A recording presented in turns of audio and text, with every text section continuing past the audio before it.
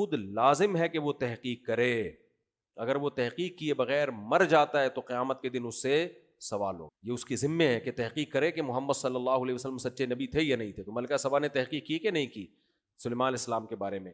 آج گلا بہت زیادہ خراب ہے، مجھ سے بولا نہیں جا رہا، آج یہیں مختصری کرتے ہیں، بس ہم ختم کرتے ہیں. تو باقی لوگ اس میں ایک سوال پوچھتے ہیں کہ ملکہ سبا کی سلیمان علیہ السلام سے شادی ہوئی تھی کہ نہیں ہوئی تھی؟ سلیمان علیہ السلام کی 100 بیویاں تھیں حدیث صحیح بخاری کی حدیث کے مطابق. ان میں ایک آدھ ملکہ سبا بھی ہو تو ہمیں کوئی اعتراض. اور ویسے بھی ملکاؤں کے لیے ان کے جوڑ کے رشتے بادشاہوں ہی کے ہوتے ہیں. ایسا تو ہو نہیں سکتا کوئی ملکہ ہو اور میٹرک پاس سے اس کی. تو اس پہلے زمانے میں اس کا بڑا خیال کیا جاتا تھا کہ عورت کا نکاح اس کے کفو میں ہو، جوڑ میں، عورت اپنے سے کمتر میں نہ جائے. تو ملکہ سبا سے کمتر تو کوئی تھا نہیں. ملکہ سبا کے لیے حضرت سلیمان علیہ السلام سے بہتر تو کوئی تھا نہیں. اور یہ صحابہ کی بھی سنت ہے.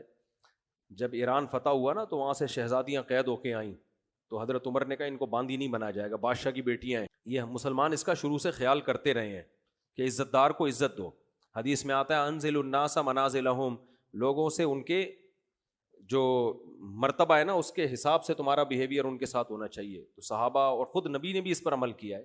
حضرت صفیہ جنگ میں قید ہو کر آئیں تو کسی نے کہا ہارون علیہ السلام کی اولاد میں ہے، سردار کی بیٹی ہیں، ان کا باندی بننا مناسب نہیں ہے. تو ان کو آزاد کروایا گیا، پھر نبی نے ان سے نکاح کیا ہے.